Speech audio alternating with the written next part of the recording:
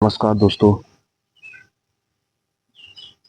आपका the historical Eeco पर बहुत बहुत स्वागत है। जहां हम भारत के इतिहास की समृद्ध परतों को उसकी स्मारकों और ग्रंथों के माध्यम से समझते हैं। आज हम सीताराम गोयल जी की पुस्तक the Hindu temples what happened to them से एक दिलचस्प खंड पर चर्चा करेंगे। खासतौर पर हम तोड़ी की अद्भुत बावड़ियों, जिनका नाम है चौर और खारी बावड़ी, की यात्रा करेंगे। दोस्तों, सबसे पहले तोड़ी की बावड़ियों का आपको परिचय कराते हैं। दोस्तों, तोड़ी एक ऐसा गांव जिसके जिसका इतिहास पत्थरों में फुसफुसाता है। यहाँ दो महत्वपूर्ण बावड़ियां हैं, चौर और खाड़ी बावड़ी। ये बावड़ियां सिर्फ जल के स्रोत नहीं हैं, बल्कि अतीत की खिड़कियां हैं जो क्षेत्र की स्थापत्य भव्यता और ऐतिहासिक परिवर्तन को प्रतिबिंबित करती हैं। दोस्तों, आगे हम बात करेंगे ऐतिहासिक संदर्भ। दोस्तों,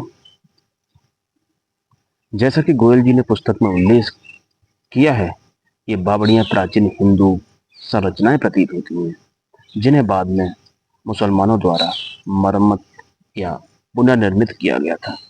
दोस्तों, संभवतः 15वीं शताब्दी के प्रारंभ या मध्य भाग में ऐसा हुआ था।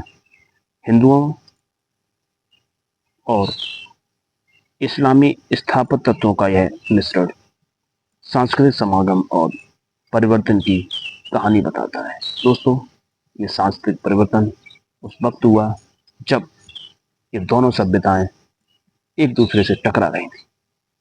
आगे बात करते हैं खारी बावड़ी में हिंदू प्रतिमाओं की। दोस्तों, खारी बावड़ी में सबसे दिलचस्प बात हिंदू प्रतिमाओं का उसमें शामिल होना है। इनमें से धन के देवता कुबेर की प्रतिमा बड़ी सीढ़ियों के दाहिनी दीवार पर प्रमुखता से दिखाई देती है।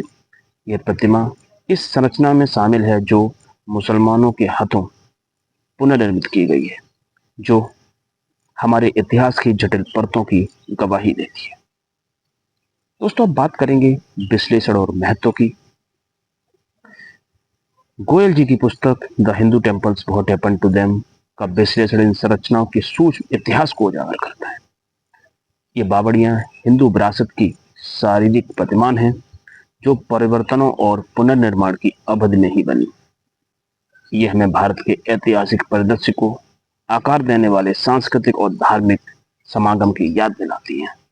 दोस्तों, ये ऐतिहासिक, सांस्कृतिक और धार्मिक समागम उस समय की ही देन है जब मुस्लिम भारत में आए और भारत में अपना जो प्रचार प्रसार करने के लिए चीज़ों को मॉडिफाई करना या तोड़कर नया बनाने की जो एक प्रक्रिया शुरू हुई थी, उसी का ये पार्ट है। दोस्तों, सबसे दिलचस्प बात इसमें यह है कि बहुत लोगों का क्वेश्चन रहता है कि ऐसा इन्वेडर्स ने किया क्यों।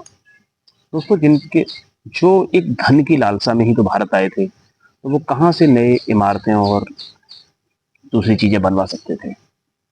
उन्होंने अपने प्रचार करने के लिए उन्हीं पुरानी इमारतों को तोड़ा, उनका रॉ मटेरियल लिया और उन्हीं से वो चीजें बनवाई या उनको मॉडिफाई किया। दोस्तों, अब बात करते हैं प्रतिबिंब और निष्कर्ष की। दोस्तों, जैसे जैसे हम इन पत्थरों की कहानियों पर विचार करते हैं, यह महत्वपूर्ण हो जाता है कि हम ऐसे ऐतिहासिक स्थलों की सराहना करें और उन्हें संरक्षित करें।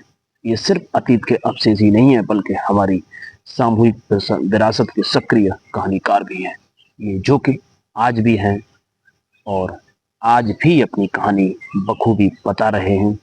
कभी मौका मिलता है तो ऐसे ऐतिहासिक स्थलों को जरूर देखें और इस चीज की जागरूकता ज्यादा से ज्यादा लोगों में फैलाएं, जिससे कि लोग अपने सुनहरे अतीत से भी रूबरू हो पाए। दोस्तों, अंत में इस ऐतिहासिक यात्रा में हमारे साथ जुड़ने के लिए बहुत बहुत धन्यवाद। अगर आपको तोड़ी की बावड़ियों की यह खोज रोमांचक लगी हो तो द हिस्टोरिकल इकोस को लाइक, शेयर और सब्सक्राइब करना न भूलें। और हमें कमेंट बॉक्स में बताएं कि आप कौन से अन्य ऐतिहासिक स्थलों या पुस्तकों की समीक्षा देखना चाहते हैं।